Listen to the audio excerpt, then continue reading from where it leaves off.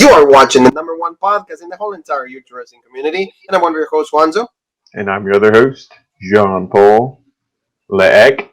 Together we are Road. How's every single one of you? It is Tuesday night, so it's time to talk about NXT. A pretty good show, I want to admit. You know, a lot of good stuff, like a little build-up for what's going to be NXT Takeover in your house. Good promos. Maybe the title match at the end, you know. We know that, like, the ones that we wanted to win, that we're not going to win. So, you know, it hurts a bit. You know, it it tickles you a bit, you know, down there. But it's fine. You know, it's fine. We're over it. Yeah, we knew that, like, the championships were not going to change hands. But I feel that, like, the whole show, one segment was absolutely trashy because the guys involved were, like, really great. But, you know, what we were given, it was not good. But overall, a pretty good show, Paul.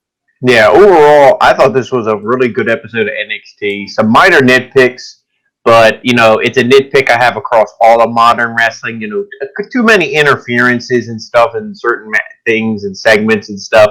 A little bit But I am excited for what's going to be, like, a lot of these feuds and, like you said, in matchups leading to NXT TakeOver in your house. So NXT, you know, they're finally... Maybe they're breathing that sigh of relief, like we said, okay, we don't have to worry about, you know, competition, whatever. We can just do our own thing, which is what they should have been doing from the beginning. Yes. But, you know, finally, this is, I think, on the right track. They're training the ways, yes. Exactly. Thank you so very much for being with us. You know, don't forget to subscribe, hit that bell for notifications. We're always putting content, and also, you know, give the video a like so you can keep going up in the rankings. Don't forget to support Jean-Paul Eck. Give him kudos, an extra hug, because he watched this 3 hours of insufferable wrestling. You know, it's terrible. Like he titled in the video, you know, everything up to, like, the main event. Drew McIntyre against Kofi Kingston. Really good match. It was said that the reports came out, and they said that both men looked really, like, you know, shaken out, a little rough. They looked like rough because the match was really hard hitting. Especially McIntyre took, like, the Trouble in Paradise to really in the head. So, like, really good stuff. And we're going to see McIntyre and Lashley inside Hell in a Cell. Yeah, I mean, this, you know, the show was insufferable. A lot of, you know, bullshit, a lot of garbage.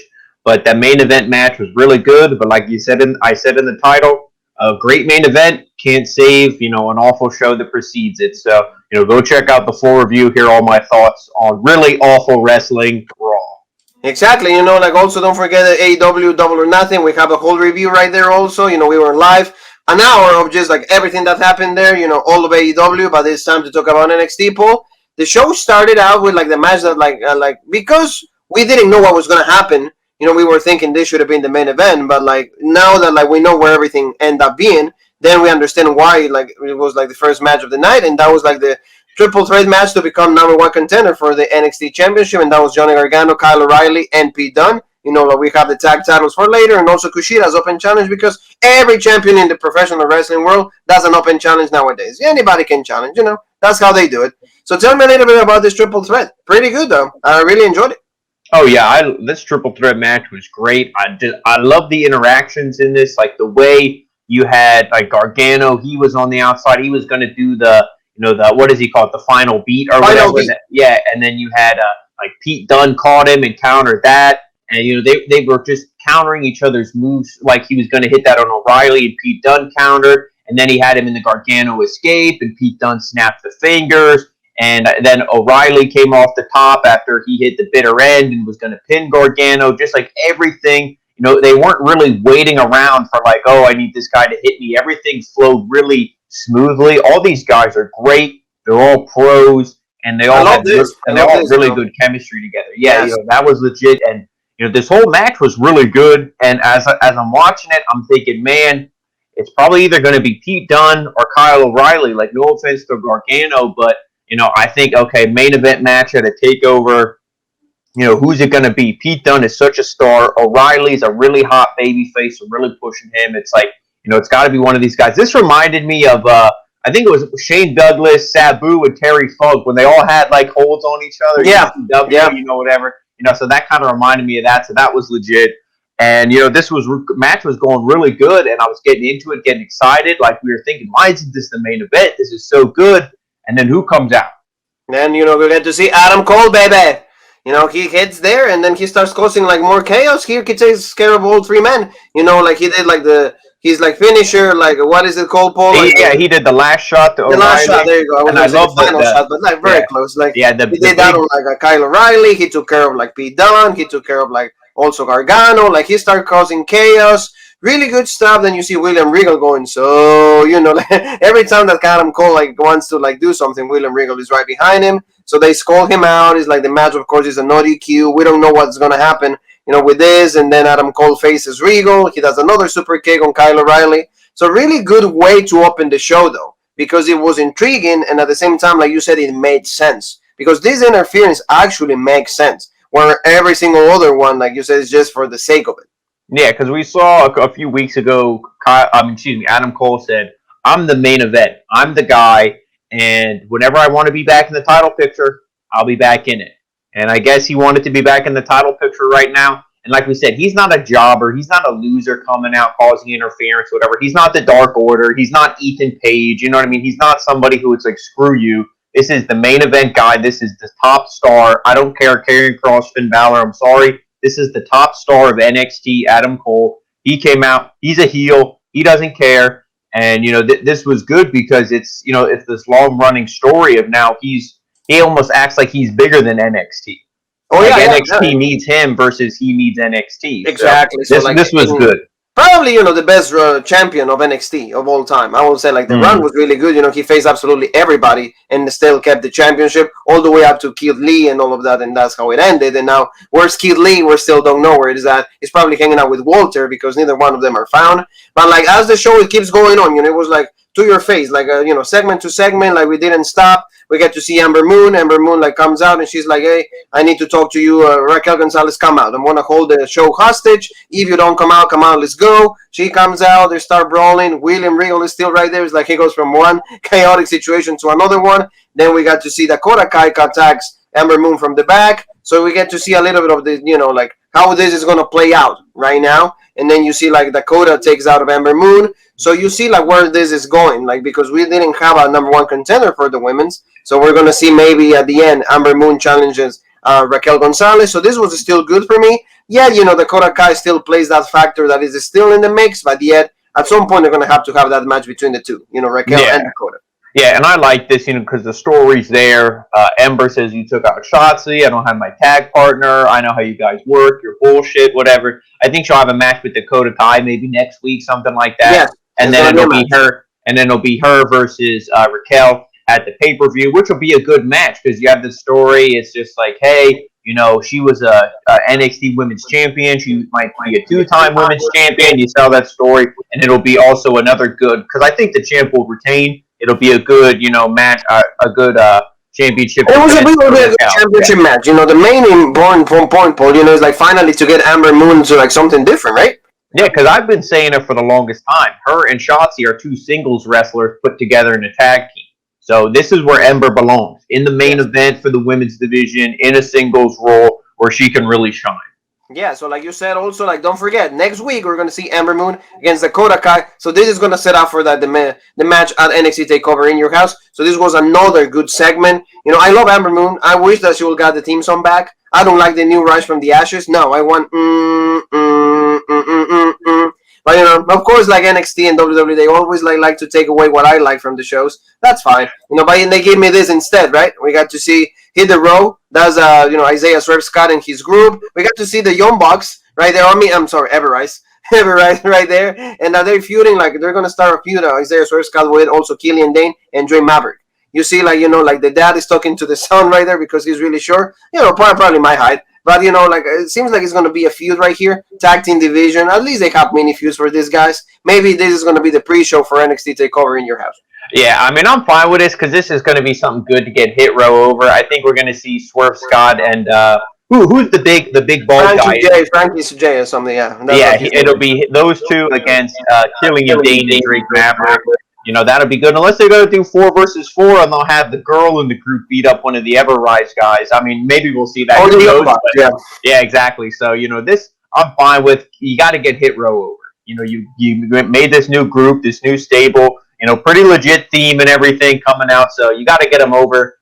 And this is a good way to get them over because not Killian Dane. Drake Maverick is always a guy in there. He's the small guy. He's the one easily gets the pin. So. Yeah, exactly. No, and that's what like they need to do. So then they gave us a promo by earlier before the show went on is Legado del Fantasma, and then you pretty much saying Santos Escobar, you guys were with me when I became the cruiserweight champion. You were legit, so I got to do the same thing for you guys. So I'm going to be by ringside when we have the match against MSK, and then they say it's all about family. Like how are you going to get become campeones? They become campeones. So I'm going to be just for you guys, and then they got a promo MSK. Really cool stuff, like Wild and also like what's the other guy's name, Paul? Help me out. Joaquin Wild Joaquin Wild and what's the Raul other one? Mendoza. Mendoza. Yeah, I always want to call him Duarte just because the feel is, forgive me for that. Too many names like Paul always says. But Mendoza and Wild also cut their promos, so that's cool. Like finally Santos is giving their time for the guys. I like that. So we're gonna see that match in a little bit. So now LA Knight, Paul. This is I was looking forward for this. LA Knight is legit. He comes out. Facts of life. Let me talk to you, Paul. So like he has a match with Jake Atlas. So you thought that like LA Knight will go over really quick, right? At least I thought that, but no. It turns out to be this match was really long. A little like the segment lost like a lot of like moment for me. Like a lot of like the plus that he was gonna be. I didn't like this at all.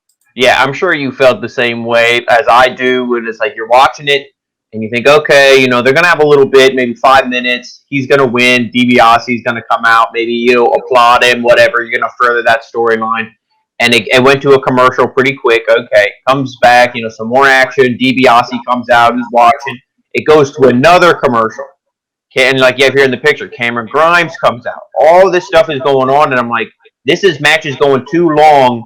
Jake Atlas is going to get the upset here. Yeah. And that's just what I was thinking. I was like, but no, don't do that. And, that is what they did, because the whole time you had LA Knight. He would hit a big move. He'd look to DiBiase. Hey, look at me. I'm legit. And then DiBiase just no-sold him and everything. Then when you had Cameron Grimes coming out, they were talking everything. Cartwheel DDT done. Jake Atlas gets the win here. And, I mean, Jake Atlas is a good wrestler, but LA Knight is, to me, he could be on that Adam Cole level. Yeah. If you used him correctly, he can wrestle. He can talk. He looks like $1 million. No pun intended with this whole DiBiase feud, but the dude's ripped. He's big. You know what I mean? Like, you can use this guy. So hopefully, they have the match, him and Cameron Grimes for Takeover. I believe they showed the picture. They're going to have the match. Yep. This is going to be a match. He needs to go over. This guy, you can't keep having him lose. Like, he debuted. He lost in that North American Championship #1 contender match, whatever that was. Yeah, and the Goles match, he did lose it, yeah. This guy should still be undefeated. Yeah. When he debuted, he should still be undefeated at this point in his NXT career. They've been fumbling the ball. They didn't completely drop it, but, they're getting close. He needs to win here against Cameron Grimes. It's becoming a problem. Like you said, the match went way too long, and like you said, we were waiting on it. And all the, excitement went away. It's like, why is this still on? And then on top of that, the cartwheel DDT, like you said, is like, like one more time, like the guy. Yeah, I have no problem. I have no problem with Jake Atlas, but against LA Knight needed. But where like the only problem, like you said, is like, okay, he wins, right? But then who gets the match at Takeover? LA Knight. So Atlas is like, oh yeah, yeah, exactly. Thank you, sir. Like we'll see you like in the next show, and that's it. So like they were asking DiBiase what were thoughts about LA Knight, and then he says, well, he just dropped the ball today. Like he's like, I'm really disappointed, and before he can carry on. Because we're gonna go from carry on to Karrion Kross, but before we get Adam Cole, so like he's interrupts completely, walks over the shot, and then he just goes and then starts talking, and then he, in the coolest like Adam Cole like promo, he says that like 2 years ago I became the NXT champion. I was like the best champion that the NXT has ever had, and I've been watching for 2 months the show, and nobody can even top me. And in one night I was able to take all the guys that like are fighting for the championship, so I won Karrion Kross. And then Karrion Kross shows up, with Scarlett, and they cut a really great promo. This was like the best part of the night for me. Probably was for you. Karrion Kross said, okay, little man, you wanted like, you tried to be in this triple threat match. So let me just tell you that like this championship, nobody's going to take it away from me. And then what kind of a promo did Adam Cole deliver, Paul? Really, really great. Tell me about it. Yeah, I know you know what I'm talking about. Yeah, this was great. And just how he calls out Karrion Kross. He's like, you know what? He's like, you need to come out here. He's like, they need to make you feel special because you have to have the music. you have the girl, you have all this stuff, and he's like, what do they do for me? How do I feel special? The entrance over, yeah. Yeah. He's like, how do I feel special? They ring the freaking bell. Legit. That's how that's how I feel special when you see me wrestle. I don't need all the the sprinkles on top. The ice cream tastes good by itself. So yes. For me to use a Jean Paul analogy there, yes. this was great. And I love Scarlett's like, like, am I just an accessory? And it felt that way, yes. And I love how Karrion Kross, he's like, all right, gas station, pretty much called him like a gas station worker or gas station rat or whatever he called him. Weasel, I think he called him. Weasel, yes. He's like, thank you for the ones that work on gas stations. Yeah, and Bobby Heenan, the Weasel, legit. And he's like, he said he wants him. He wants all of them, and of course, all the guys. So, it'll be Fatal 5-Way technically. Regal comes out. He's like, no, I know what you're trying to do, Adam Cole. And the Karrion Kross is like, Regal, yourself. He's like, Regal, shut the hell up. And I love that. He's just like, shut up, Regal. He's like, I want this guy. I want all of them. So this is pretty much Karrion saying, like, I'm just going to run through your top competition for me to prove that I'm the man. Adam Cole, of course, he accepts this. He goes to the announce desk, clears the table, stands on top of the announce desk, proclaims himself the best in NXT and all this. I'm excited for this. The only thing, I wish it was one-on-one. To me, this is too many, cooks in the kitchen, to use another analogy, because it's just, you're going to have those three guys are going to be pissed at Adam Cole, so there's going to be a lot of people going to Adam Cole. Obviously, O'Reilly and Cole have history, so that'll be something in the match. I feel like it's too many. I mean, they're all great guys, but it's too many. I don't know what the reason is that they're putting all of these contenders, which could all be feuds, dragged out over the next couple months, into one match. Yeah, no, I mean, like you said, they probably just feel like to do a multi-man just because they want to showcase them. Maybe some of them will be called up to the main roster, so that could be like the send-off. So, maybe that's the reasoning, or because, like you said, that will solidify Karrion Kross just because he goes through pretty much all the contenders right there. Also, he could lose the championship without getting pinned. So, that will be another thing to notice if he loses it. But, maybe you... unless they're going to call... The only reason I would do a match like this and maybe do that outcome is if Karrion's getting called up. That's what I mean. There's like a lot of call-ups they said from NXT UK also. So maybe, we'll see Jordan Devlin, like guys like that, maybe Kenny Williams, guys that we cover on Thursday night. So we'll see what happens. But like you said, if he loses the title, then that means he's going to go to the main roster. Or whoever, maybe like I said, Pete Dunne, main roster. Gargano, I don't think so, but maybe Adam Cole too. Maybe Adam is like this way. He's like, okay, guys, I'm done. Legit. Britt Baker's the champ on AEW. Legit stuff. But, I mean, despite of all of that, I think that the match quality, when it's a lot of men, it turns out to be not too great. But at least, for everybody that wants a flavor in this kind of ice cream, they have, 5 guys to choose from. Exactly. So it's good stuff. So, that's what we got. So we're really cool, really great promo, though. The promos, to me, is like one of the best things that, NXT has. Also, like this picture, like you said, he proclaimed himself. And he threw something at Scarlett, I think. I don't know what it was, but he threw something at her. It looked so. And then he threw his phone number. So yeah, and there's always room for more, right? There's always room for more. Here's Jean Paul's number. Hey, there you go. And there you and you see the picture, like Candice is reading the phone right there. It's the Jean Paul's number is right there. Yep. But I know it was actually Indy Hartwell was just listening to music, 80s power ballad songs. They will start this. Because they interviewed her and they're like, oh, this Fatal 5-Way match. Oh, and she's like, oh, well, my husband's going to beat Karrion. He's going to win the title. And they also asked her about Poppy being there next week, and she's like, oh, this is bullshit. So this was to be Bad Bunny, right? Yeah, exactly. This whole little interview thing was a minute 30 seconds of complete uselessness. What was this for? Because then she's like, oh, why are you listening to 80s power ballads? This is bullshit. She threw her little, her phone and her headset down. Then later we see Dexter Lumis picks it up. He's got the one tear, So they're still in love. They're still this is, I don't care. They dropped the ball on Dexter Lumis. Because remember that when he first debuted, you remember the music, remember how much of a psycho he was, the Hanakatame, all of that. You kind of you will say, this guy could actually go undefeated for the longest time. Yeah, the feud with Roderick Strong, in the Velveteen Dream, all that stuff. We're like, okay. And then Then he started drawing. Then he started being a host that doesn't talk. Then he wanted to be a little bit of Orange Cassidy. Done. The poor guy, is completely like lost because is this doing something for the guy? I mean, maybe in the bedroom it is. Kayfabe, he's in the bedroom, he is, but not on his career. So I don't like this. I don't like this at all. But let's go. We keep going with the show, Paul. Like right here, we got to see Nia and Shop. We got to see Xia Li. She's calling out Mercedes Martinez. Remember everything that happened. Like Mercedes got the sign or like the tattoo or whatever in the hand. So she says that like 2 years, the time of the Mae Young Classic, they went at it, and Mercedes Martinez took care of like Xia Li. So she says that like she wants a match to take over.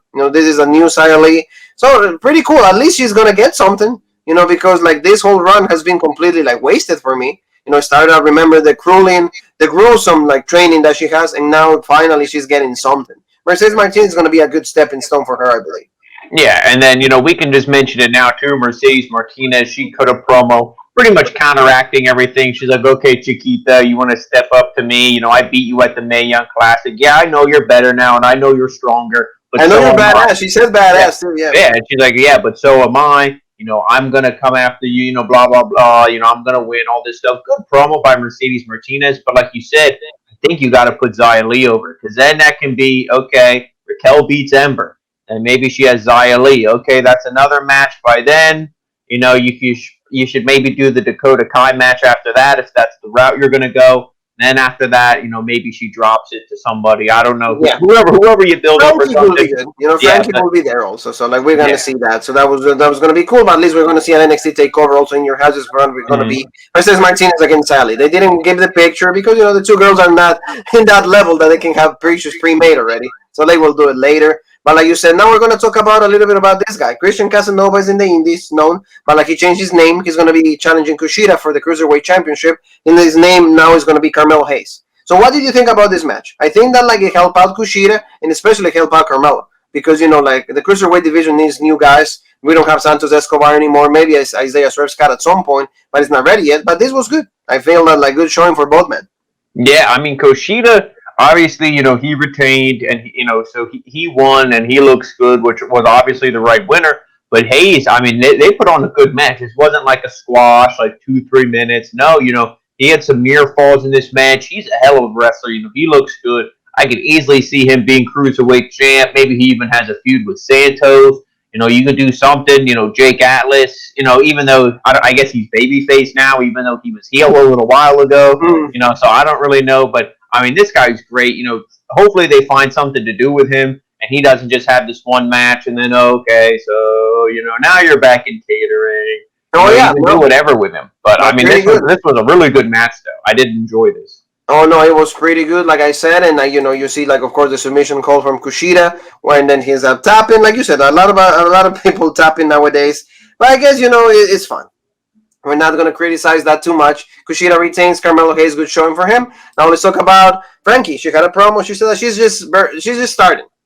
Everybody praising about the match that she had. All of that, it was really cool. We all excited about that. I feel that like she has a bright future, and maybe she will take the title from Raquel. So good stuff. We want to see her having more matches though, because it cannot be one time and then 2 months later, another match. Needs to be another feud quick. So we Starks, Tony Storm, maybe Io can return in something. It needs to be happening quick, right? Oh yeah, I agree. She's too good to just only wrestle every now and again. You got to get her on TV, get a feud for her. Hopefully, after Takeover, they can really start, getting her. Yeah, pushing Frankie, like you said. We got to see MSK also. Same promo, counter-attacking what the Legado del Fantasma said. Hey, you guys keep running your mouths. At the end of the day, we're going to still be NXT Tag Team Champions. Good stuff on the guys. I mean, like you said, maybe the characters are not fully developed yet, and that's the only thing that the was why we don't get behind them. But I mean, the quality in the wrestling is pretty good. Both of them are pretty good. Wentz and the other guy, they're pretty decent in the ring, so that's fine. And now we're gonna see opening up soon, Diamond Mine. So this is intriguing. A lot of people remember says like this guy that looks like Brock Lesnar, but we don't still know who it is. But finally they're gonna reveal it. So it's probably gonna be after Takeover. Who was the guy who was with Pat McAfee and Pete Dunne and all that? Remember he really busted his leg. His name Holland. Yeah. It's not him. I don't think it's him, but he's still in recovery, and he said that the recovery is actually going really well though. Okay, because I didn't know when the timetable for him coming back was. I was gonna say maybe it's him, and they're gonna repackage him or something. But Maybe. we'll just have to wait and see. I want to see who this is, because this will be, maybe some, if they really push this guy, he might be a heavy contender in any title picture, depending who it is. Oh yeah, it's absolutely right. So like, we got to see all quick, championship, not a championship, as a tag team, women's championship, not championship, one more time, like just a match, and it was like Indy and Candice going against Zoe Stark, and also Wilmer is the girl that like beat Toni Storm. So we get to see all this match was like 3 seconds, like not really, just to showcase the tag team champions, and that's okay. The girls deserves to have something, because they're gonna have a match at Takeover also against the same girls. Maybe not. No, we're gonna have a different match. We'll see what happens. But in the end, Indy get the win. The tag team champions just get another win to just keep hyping the reign. Which we don't. This is something that I don't really care as much, because again, they mix this with the Dexter Loomis thing, so it takes away from me the fact that they're champions. Oh yeah, that's you almost forget who's the champions, and also those belts get passed around so much. It's Raquel, it's Dakota, and then it's Indy, and then Shotzi, then it's Dakota, Raquel, Indy, Shotzi, Candice, Indy. It's like so many. It's like who or Ember, Shotzi. Sorry, it's like who the hell is the champs here? Yes. You can't even remember, and like you said, the champs' main storyline is about a love interest. It's not even about the title. So yeah, I agree. The fact, like, for example, you're taking away a little bit of Candice, because Candice is really good, like, as a singles competitor. She never got the NXT championship, so easily, like, at least cash in on this and make her look great as a, tag team champion. But unfortunately, Dexter Loomis is in the middle of all of this. You know how it is. Let's go now to the main event. We went to the show pretty quick, and I'm loving it. It was a really good show. Tag Team Championship match, Legado del Fantasma, Santos Escobar in gold, legit. You get to see Wild, we get to see Mendoza. Like, Mendoza wearing the mask, I think he probably has an injury, around the face. That's why they use this mask, so, like, avoid more injury. So, like, really cool way that they come out. Of course, Legado always, when there's a big match, they always, like, treat it as such. And what did you think about this? I think, for me, it was pretty acceptable. The winner, I'm not happy with, but, like, the whole thing was pretty good. Yeah, I mean, overall, I'm fine with this. And now the way I would maybe book it, you could really get Legado over, but, maybe it would hurt the other teams and the other guy. But, for this match, before I get into future booking, the match itself was good. The only thing I really didn't care for, and thankfully they didn't really, cause too much of a factor in the match. You saw the grizzled young veterans come out. And you're thinking, like, what the hell, what's this shit? But then you quickly saw, Ciampa and them take him out. So you're like, oh, okay. Just, again, to remind you, hey, remember this feud? It's like, what was the point of that? Yes. You know what I mean? It's like, can we just focus on the match at hand here? But, I mean, it was really good. Legado looked good. They were isolating Wesley for the longest time, until he made the hot tag to Nash Carter. Nash came in, started clearing house, taking everybody out. Then you had Santos, he took out, I believe it was Wesley. He took care of Wes, yes. He's shouting him against, like, this ring steps, yes. Yeah, exactly. And then you thought, okay, this is going to be the big setup. Legado is going to get the win here. This is going to be great. And then you see, the colossal Bronson Reed. He comes out. He takes out. That ruined it for me, Paul. As soon as I saw Bronson Reed come out, I was like, well, the baby faces are going to retain. And they did that, and then it's like, so, everything's going on. Then you get, I forget if it was Raul Mendoza or if it was Wild, but one of them was sent to the outside. The other one's in the ring just with MSK. They grab it. Well, Mendoza was sent off. And then they pick up Wild, and you're like, okay, here we go. They're going to hit the MSK. Boom, they hit MSK. 1, 2, 3. The champs retain. Bronson Reed stands in the ring. We see this little group. If I would book this, I'd book it at TakeOver, and I'd have Legado, win both their matches so then they can all hold the gold. Because I don't understand what these guys, obviously they're all feuding with Legado, so that's their connection, but it's like they're really trying to get all these guys over. But, I mean, I think Bronson's over a little bit, but to me, MSK, I don't know what it is. Maybe an Impact, they were, a big fish in a little pond, and now they're, a big fish in a gigantic pond.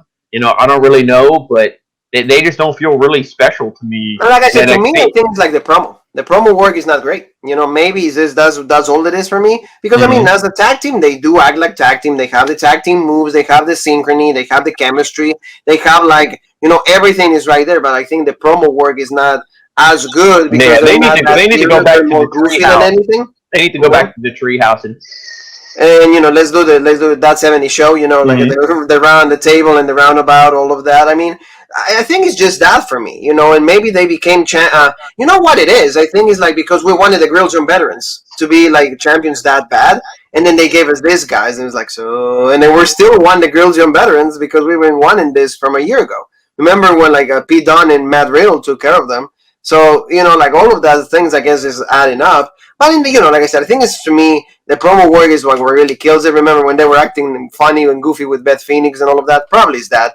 And we're really fans of Legado del Fantasma. I think that's what it is too. We want these guys to be champions because you always said, and it's true, when they all have gold, they feel like $1,000,000.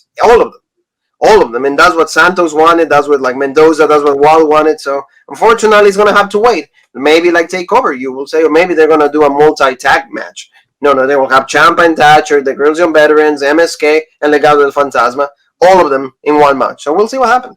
Yeah, we just gotta wait and see. Hopefully, Legado, they can have their their championship gold run, kind of like how Undisputed Era did. Hopefully, yeah, it will be legit. Hopefully, Bronson. Well, Bronson's going to go against Santos Escobar.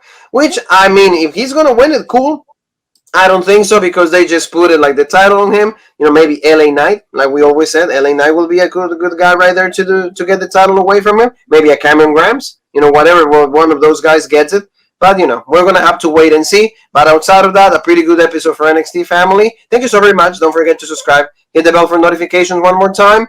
And also, the like, so more people can be exposed to Rope Break. And if you're not watching YouTube, where else can they find us? And then make sure you follow us, Rope Break on Facebook, the OG Rope Break on Twitter, Original Rope Break on Instagram, and one more time, follow us on the #1 podcast in the YouTube wrestling community, the Original Rope Break. That's right. And, remember, tomorrow we're going to take a day off because there's no Dynamite. For the people that are asking, where's Dynamite, man? I don't know where Dynamite is. Friday, okay? Same time, 10 p.m. So that's what we're going to be doing, Dynamite. We're going to be doing also Smackdown. So be there for us. Don't forget. And then you and me have one more thing that is left to say, and that is...